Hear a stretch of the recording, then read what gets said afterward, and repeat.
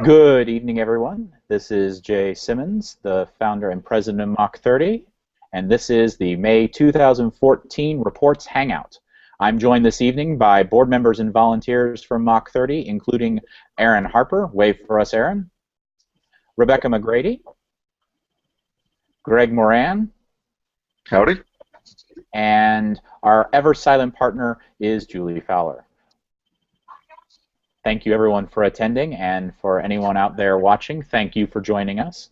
For those that don't know Mach 30, we're an organization dedicated to the development of humanity into a spacefaring civilization through open design, sustainable leadership, and a bias towards mature technology. We are a nonprofit, which means we are completely beholden to the generous gifts of time and money from our volunteers and supporters. I encourage you to take a look at our website, mach30.org, and click on the Catalyst Club link in the upper right-hand corner to see how you can get involved. And without further ado, let us go into our reports. Our Reports Hangout is a monthly event that we hold on air to update everyone on the progress at Mach 30 on our various projects and project areas, which we lovingly refer to as buses. That's an old meme of sorts in the board from the very first strategic planning retreat. Our first couple buses actually have been at the depot, so to speak, in park while we work on other efforts. So the partnerships and human resource buses have nothing to report. But our next bus, the Advancing Open Source Hardware bus, does have a small bit of news.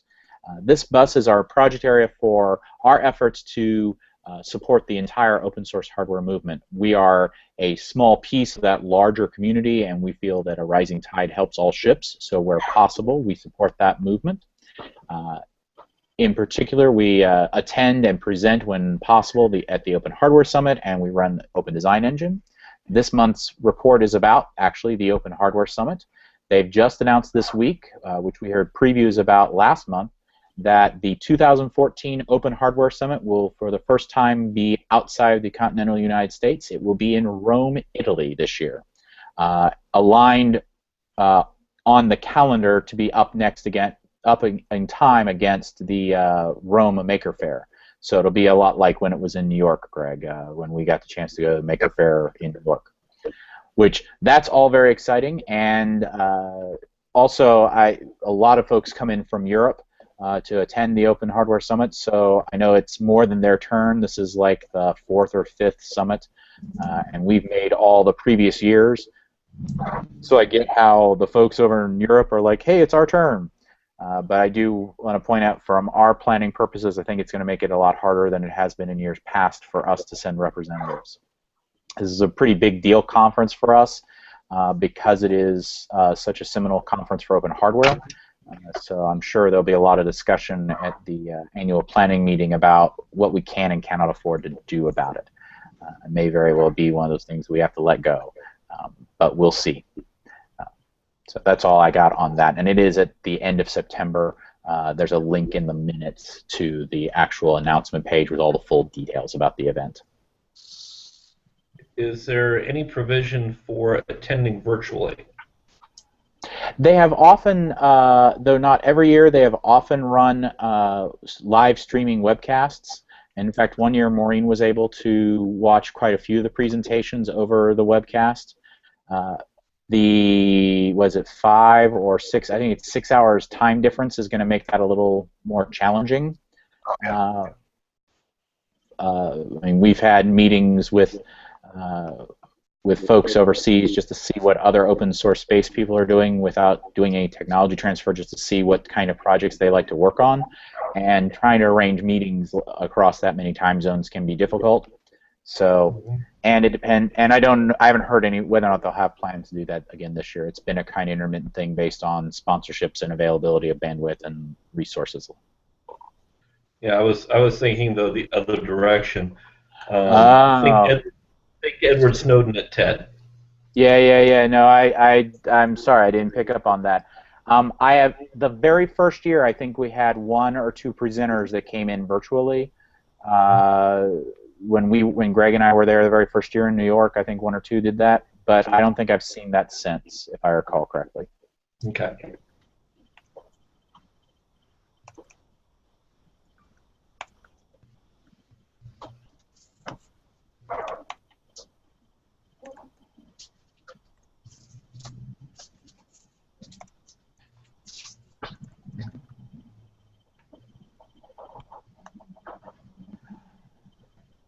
Anyway, the big bottom line to me is it's something to keep our eyes on, and it's something that we'll need to really reflect on the level of importance of attendance of this particular conference.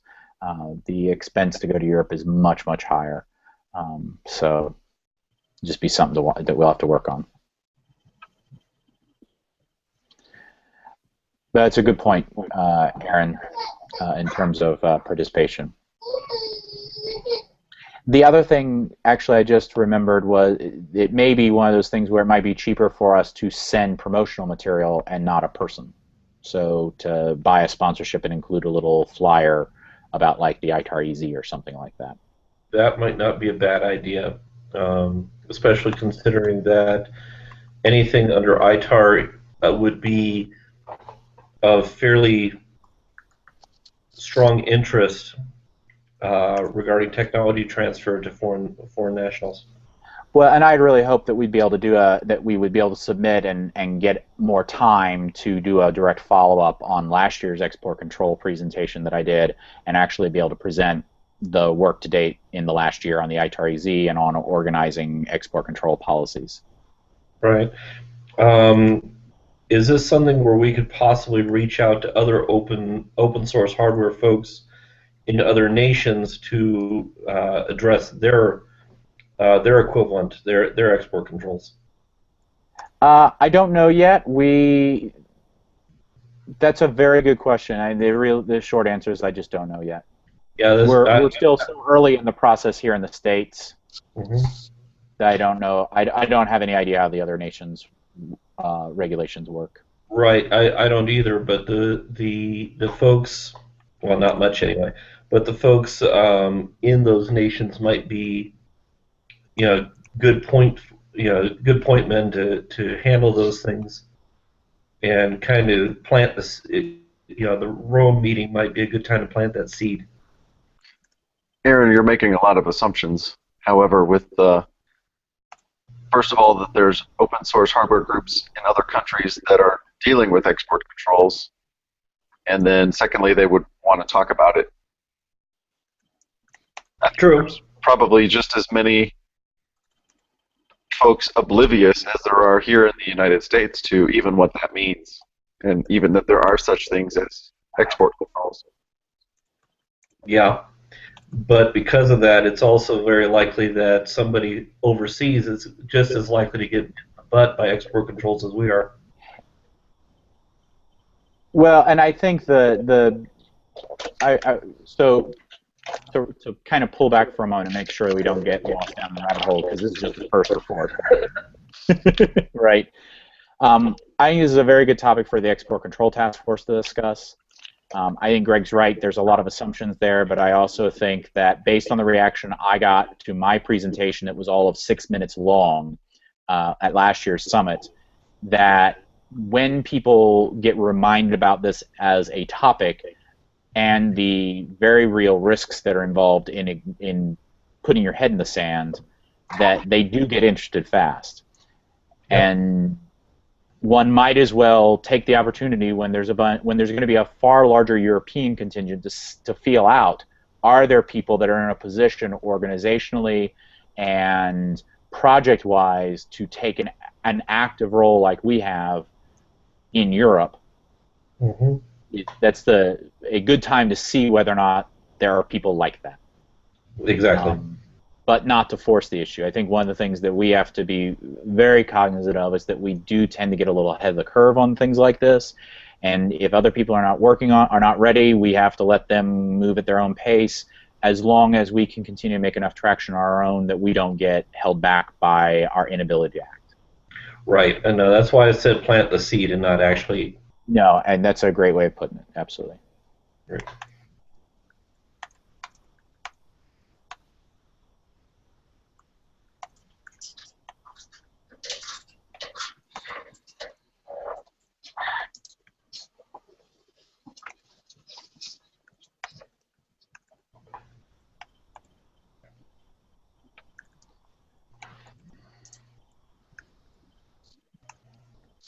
Okay.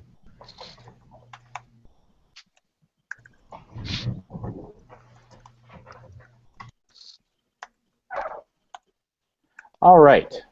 Well, that was pretty lively, and I'm sure actually we'll have more lively discussions about the summit uh, whenever we get torn about what actions we should take. It winds up bringing out good discussion. So there's no doubt that with limited funds, a trip to Europe is definitely a hard thing to figure out what to do about. So I'm sure there'll be more good discussions on that.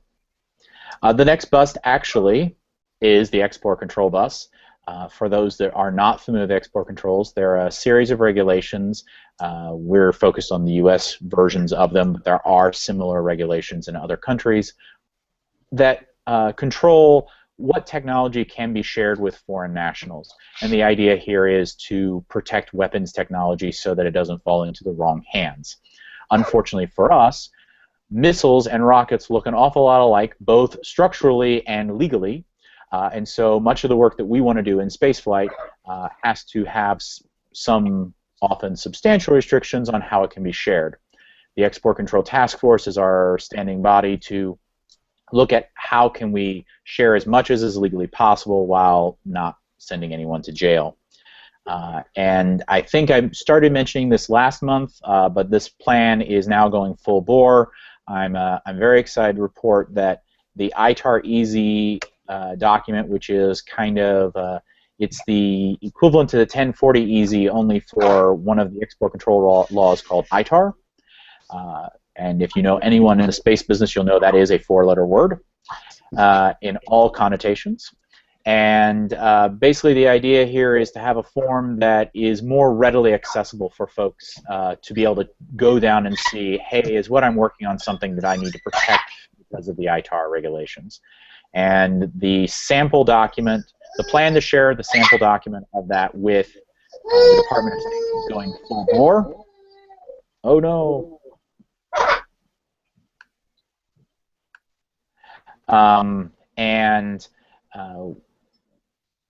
We have the document, the sample document, basically prepared, and we are doing some really great work with our volunteer consultant Justin on how best to approach state. I had a really great email discussion with him and Matt this week about that, and I'm very happy with the direction that's going. I think we're going to be well aligned with how to present this in the best possible light.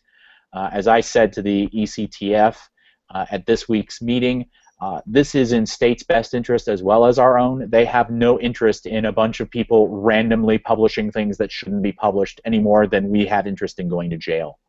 You know, so it is in everyone's best interest to work together to find a way to make this work. And Justin has been able to give us some really great insight into how to approach them in a way that is the proper channels so that we'll be well received, and so our message will perk up the right ears and all of that good stuff. And again, I'm exceptionally proud of the work that the task force is doing on actually generating the ITAR-EZ.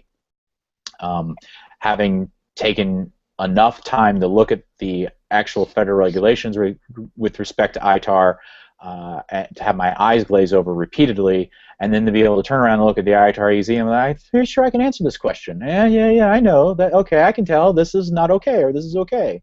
I'm very encouraged by the direction it's headed, and I just cannot say enough good things about the work the ECTF is doing on this. Obviously, like many other things, our eyes are big in our stomach. We have a lot of projects we want the ECTF to work on, but this is very clearly the right first step. It's cutting everyone's teeth on the regulations, and it is a necessary piece of low-hanging fruit for the community and ourselves. It's really just that important. We can't even know when we can talk about something without being able to evaluate whether or not it falls under ITAR. So, good stuff. Good stuff. So there you go.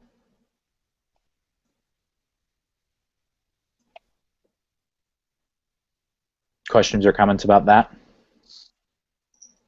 All right.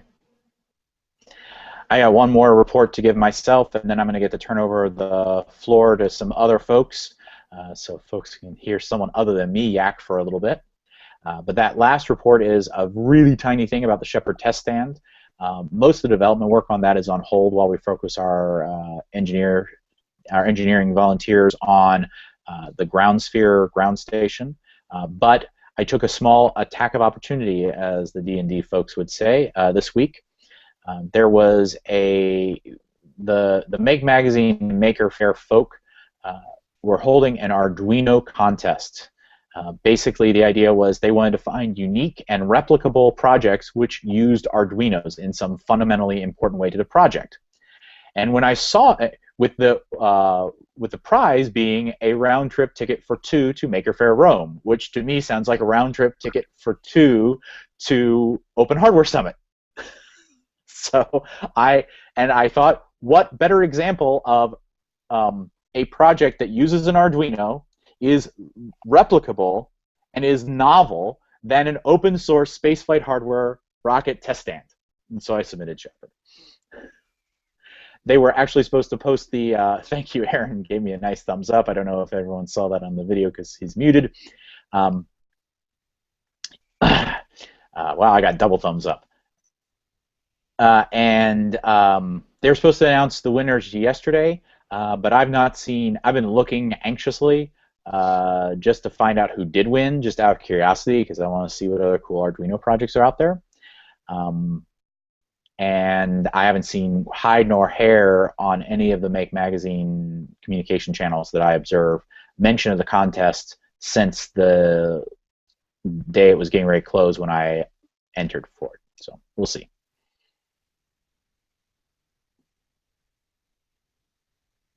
It also sounds like, one last thing, it also sounds like they're going to, in addition to the winners, they're also collecting project ideas for potential spotlights on their blog and stuff like that, because even after contest ended, they said, still, you can send us your project idea, your project and your documentation, and we might write about it. So at the very least, it maybe is an opportunity for Shepard to get noticed by someone and get a write-up over at Make, which wouldn't hurt my feelings at all either. Nope. So there you go. As soon as I hear who the winners are, one way or the other, I'll post it on the official Mach 30 Google Plus channel.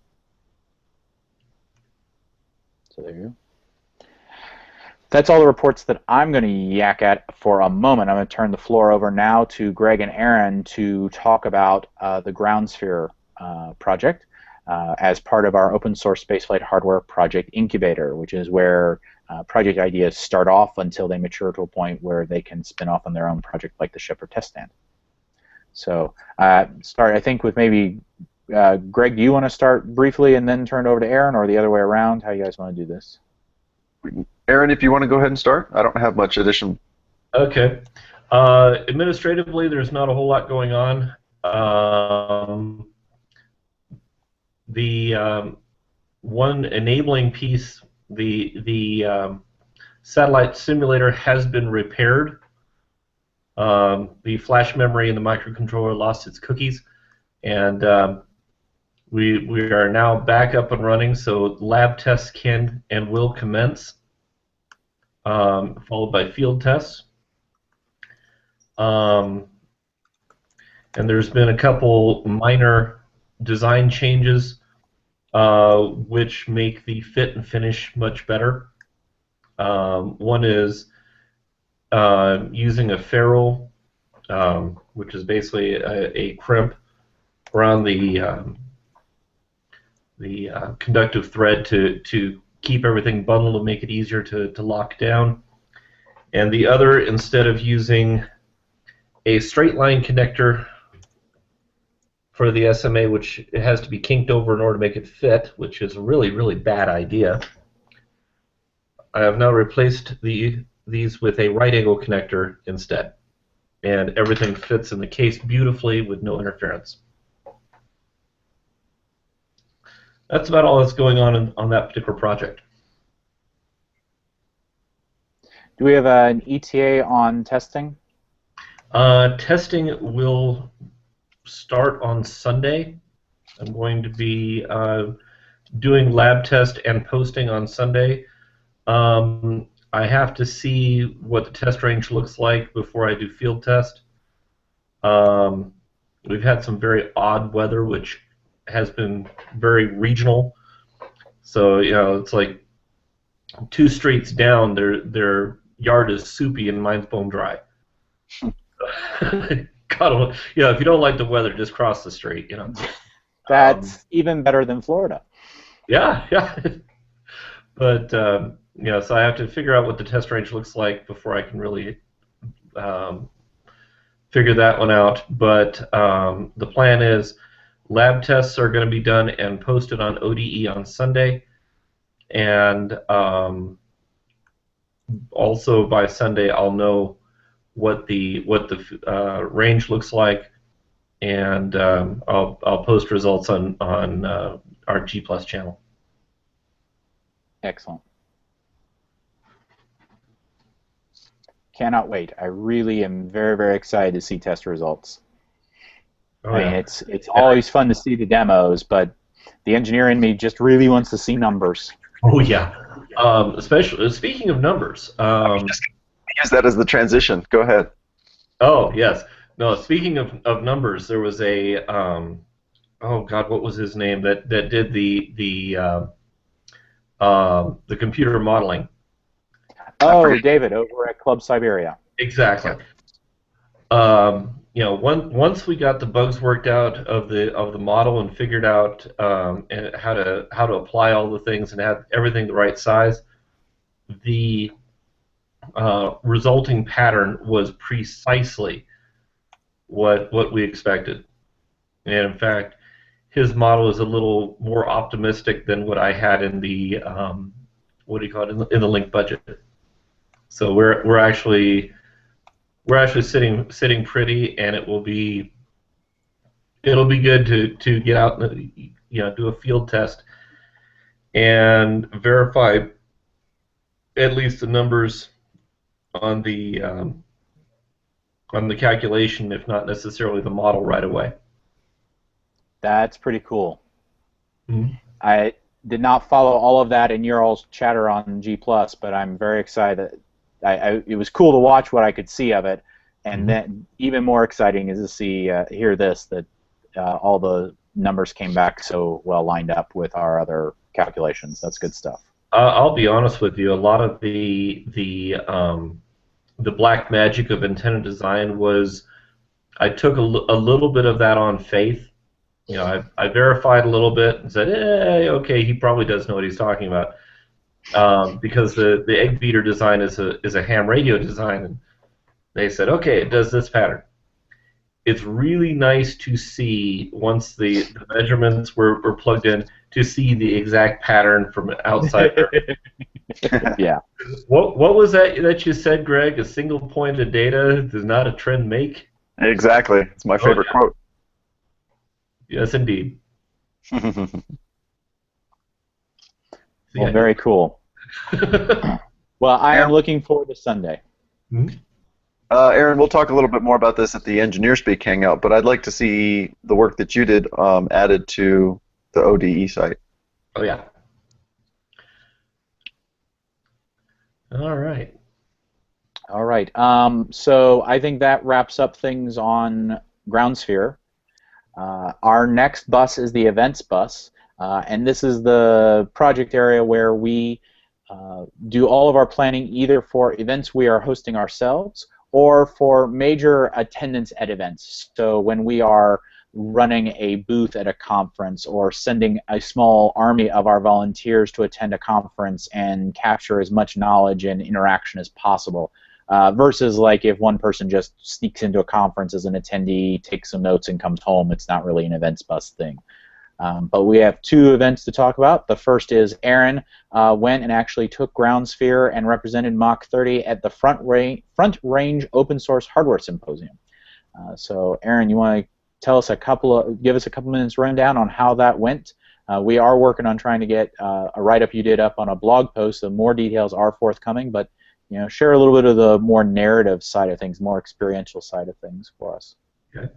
Well, it started out, I got an email 10 o'clock in the morning from Alicia Gibb over at Open Source Hardware that said, hey, if you want to bring that ground station that you're working on, go for it. At that point in time, I had previously just thought of myself as an attendee. long story short, by noon I had a table. Thanks to Chris Sigmund, I had a logo to go with it. Next time I will be talking to you, Becca, a little bit more quickly, but that just kind of had everything. It was sort of panicked, and so on. But that was the literally the day before the event. You know how Becca loves working at the last minute, right, Becca? Oh, God. Yeah, that was quite literally 11th hour. Well, we showed up. We got there. It was at a Boulder makerspace that, quite frankly, I didn't even know existed. Which I'm glad to see, because they seem to have their act together, which is great.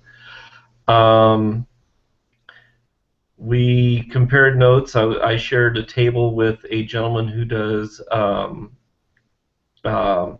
agricultural and biological sensors, which will be of great interest to Alfred down at QLab, and a few others, myself included. There were folks that did crypto for embedded, to include BeagleBone Black and Arduino projects. There was SparkFun, of course, showed up. Lulzbot, who does the big and bad 3D printers, showed up and did represented well. So we had some time to talk to some folks. Turns out there are, including ourselves, there are 10 folks in the Front Range of Colorado that do open source hardware. Had no idea. But the truth of the matter is, they didn't know either. Several in the area, for example, in the Boulder area, knew of each other, but once you got beyond the city limits of Boulder or Denver, they didn't know about each other. And so it was a good networking opportunity, and now we have a lot more tools in our toolbox.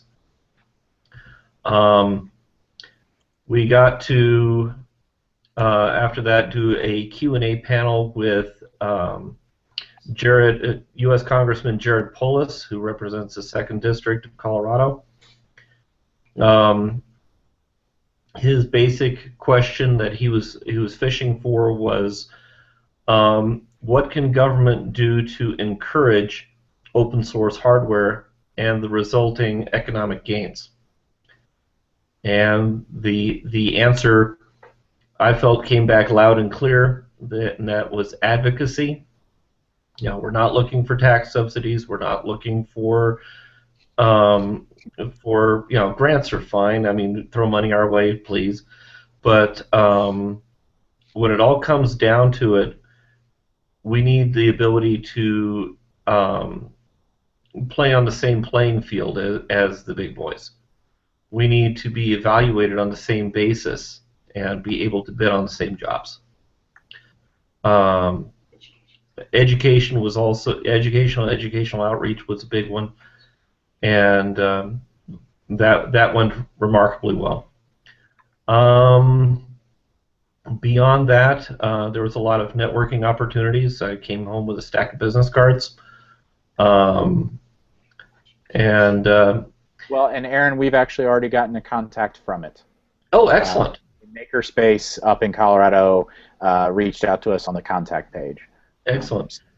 One of the things that was interesting that I never thought was going to be an issue, there were a couple people that looked at GroundSphere and said, this looks like something I could build.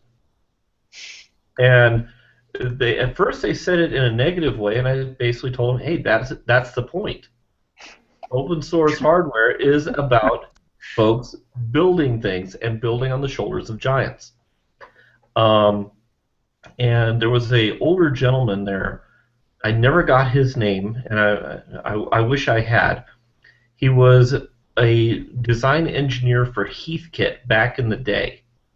In fact, he designed a power supply project that was actually my first electronics project, way back when the dinosaurs roamed the earth. But anyway, Yeah, yeah, yeah. he pointed out something, and he says that's the reason that I'm involved in open source. The way to climb on the shoulders of the tallest giant is to start with a small one. And the whole point Beautiful. behind, yeah, exactly, the point behind GroundSphere, and also the point behind the way we presented GroundSphere, was we showed people how this is how the design went. This is how the ground plane went from one side to the other. We highlighted Jay's design on that. This is how the circuit boards were done, including how to etch the solder mask. Every step of the way, it became an educational thing for folks. Yep. And when people got that, and I didn't realize people in the open hardware community would have a problem getting that. I mean, it just kind of blew my mind. But a lot of their projects were very, very polished. You know, for example, the guy that was doing Blade RF was there. They're the guys that do the SDR about yay big that can do DC to daylight basically. And the guy that was doing crypto on the BeagleBolt, their products were so polished that it would probably take me 12 years of education and a lab better equipped than what I've got to replicate what he's done. And while that does have a place, and it certainly becomes a component that you can use in a project, you know, a lot of those guys never considered that a project itself and the way it's built, the way it's documented, the way it's designed, could become part of something larger at a component level. Yep. Well, and so two things. One, I think I'm so excited to hear someone other than me getting a chance to share that. I feel like a broken record when I talk about things like that in the community. So it's very encouraging to see other folks taking that message out to the world, because it's essential to our work. We're rebuilding the entire foundation of spaceflight from the ground up as open source technology, which puts us way further behind even folks like Copenhagen or Armadillo in terms of what capabilities and what flash and pizzazz we can do today. Right? Let alone the SpaceXs of the world, right? Yeah. The other thing is, I think you'll find that message is more well understood and less well understood depending on which sub-community you're in within the open source and maker communities, and really the funny overlap between those, and they are not exactly the same group. Because I think the RepRap people would be like, well, of course that's how you do it. Exactly. It's a self-replicating 3D printer project. Like, the whole point of the RepRap project is to design 3D printers that can make copies of themselves. Right, and go with the geometric progression thing. Yep, exactly. Whereas I think you look at other projects, and I think the ones that you were naming that were there are great examples of more of the, we did all of our design in-house, and here's the files fait accompli. Mm-hmm. Right, but all the process that went into that is behind the firewall still. And while certainly technically meeting the definition of open source hardware, and some of those groups are friends of ours, like we've had them in events and stuff like that. I'm not pointing fingers or anything, but I think over in the open source software world, I think there's an understanding that that's not always what the philosophy means. That the philosophy is much more about the process, and that the final product is important, but it isn't a fait accompli. And so it'll be interesting to see how all this shakes out in the hardware community. Yeah, I think the gentleman that was doing the agricultural sensors next to me, we talked about that in depth, and we came to a conclusion that it's the same way in the open software community as well. Prime example of it is, as far as open is concerned, there's the Linux kernel. But when you get down to some of the people who added things to the Linux kernel, for example, security enhanced Linux, you tell me NSA's process was open. Their results were open. Their source was open, but their design processes and their best practice and learning experience are all going to be behind God's own firewall. Yeah. That's a good point. Yep. Now, the interesting part also is because of us showing the philosophy behind it and also the techniques behind it, especially with the aluminum etching for the circuit board, we were asked by 3 different makerspaces to teach classes on doing exactly that. Cool. Excellent. Yeah. So the bottom line is that if there's anybody, we're going to be developing the teaching guides for it, and any makerspaces that would like to know how, there's going to be all the documentation online, so that anybody can do it, anybody can teach it, and if they're within arm's reach of me, I'll go ahead and teach it myself. That includes you, Greg. Cool. Thank you. Very cool. Well, that is just great stuff, and we say it all the time. Going to events is one of the most important ways that we build relationships, and this is just another example of that. And we've said we wanted to get more than just me and Greg to events, and I'm so happy that you got to go, Aaron, and that it worked out so well. Good stuff. Yeah, thank you to both you and Jay for putting that together at the last minute. Oh yeah, it was Hail Mary, but my God, it was great. Excellent. Well, I think in the interest of time, I'm going to move us on to the next bus. But that was very exciting stuff. Actually, the next report in this bus, I'm going to really, the short version, things continue. This is about Apogee, our summer volunteer gathering and annual planning event. For those that don't know, we are going to hold an open public event for our volunteers in Indianapolis at the end of June, leading up to the board's strategic planning meetings for the upcoming year and change. And everyone that's in the sound of my voice is invited and encouraged to attend. We want to have you guys there. This will be a chance to meet in person, to give direct feedback before planning happens, and to celebrate the work of the last year. This will be an annual thing, so you're invited in perpetuity, but in particular come this year. Jeremy and I last week conducted a site visit to Indianapolis to continue doing some of the prep work. We confirmed details with Club Siberia. We're working as quickly as possible to get those details locked into a contract. And we also scouted hotels, and we've made a selection about a hotel, and we're in final negotiations with that hotel to get a block set up. I had hoped by now to be able to announce the block, but my dissertation has made it difficult to keep on top of that as well as I'd like to. But I will continue to follow up on that tomorrow, and will do my best to, in the next few days, get that block contract locked in so that we can get folks what they need in order to get reservations. And if you can't join us in person, some of the events will be aired over Google Hangouts. So you will still get a chance to participate, but like I said, we really want we want everyone to come that can, and so there you go. Yep. What's the dates on that? It's the last full weekend in June, so I think the arrival is like Friday the 27th.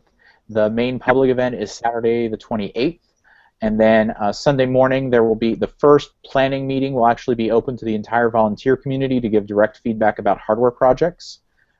Before the board will then close the doors for just the board and advisors to be able to just focus and not be distracted, because too many voices can get a little hard sometimes to manage in meetings, while we then hunker down to do the work of long-term planning. Gotcha. Okay. Web page is going to come with all those details and more. And as soon as we have the hotel block, volunteers will get direct emails to find out how they can make reservations if they're going to be able to come. There you go. And on that note, I'm going to move on to the next bus, which is the revenue generation bus. Beck, are you in a place to chat about the work on the intern? There you go. Not really. Okay. Excellent. Then I will talk. Yes, I see. You have one of the littlest Mach 30 crew members, who is not conducive to reporting. So I'll mute you again for you, Becca. All right. So I'll talk really quickly then about. So I know I mentioned at last month's Reports Hangout, one of the things the Revenue Generation Committee has identified as one of the sources of our challenges with consistently raising revenue, be it donations or sponsorships or what have you, is a limited reach online. So we are developing a plan for a social media intern. And we have finished putting together all the design work for the position. So we're getting ready to do a formal position description so we can start advertising it. The hope is to have someone for the summer so we can start intentionally growing our reach on social media to be the front of our funnel for volunteers and fundraising, and to give us enough reach that sponsors are interested in the people that we can reach, and all of that good stuff. So. Successfully made the deposit. Good. Did we just pass the? Yeah, but what I just said is that we've finished designing the position, and we're going to be putting together the formal position description, and then we'll start advertising it as soon as possible. Yeah, I just need to draft that. But with Maureen being busy with the robots, that means I'm busy with the robots. So that's what I've been doing. I'm very excited. I think the RGC's done great work in identifying a very specific thing to address that is key to strengthening our fundraising capability. And I think they've done real good work on defining this position and making it reasonable and useful. So I'm very hopeful. And one of the things that will hopefully come out of that is more frequent and regular blog posts, because many of us are simply too busy to write blog posts on a regular basis. So we're going to have the intern. One of the things we're going to hopefully have the intern do is cull through all of these lovely meeting minutes we produce, and on a more regular basis talk about our activities so that everyone can see without having to dig through our minutes what we're doing. So there you go. I think, again, in the interest of time, because we're starting to run a little on the long side, I'm going to go ahead and move us on to the next bus, which is the messaging bus. This is the bus that's responsible for marketing materials, the website, the e-newsletter, all that good stuff in terms of content and creating it and things like that and managing it. And right now the major activity there is the website update, and Chris has been doing great work on that. The website is nearly ready to launch. He's got a few small little items left on his punch list, including one last migration from the current site to the new site, the last few blog posts that have been published since the last time he did that, and finishing up the backup configuration. And then all he's got to do is do the cutover. So we should very, very soon have a bright and shiny new website. And for those that haven't seen it, it is really, really pretty. And for those that have, I'm sure you agree with me. I can't wait to see the new site cut in.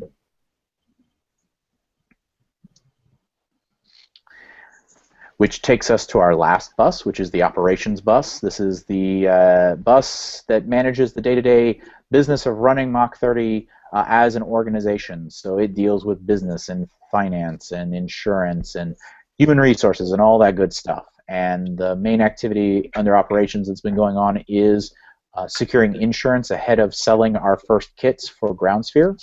At last month, I mentioned that there was a potential timing issue with our chosen insurance provider, but the timing issue has been resolved due mostly to the deadlines around ground sphere getting loosened because of operational concerns for SkyCube.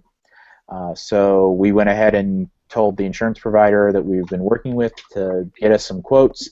They have not gotten them to us yet, but they are hoping to get them to us soon. I was just in email contact with them this week to confirm that, and things are moving forward.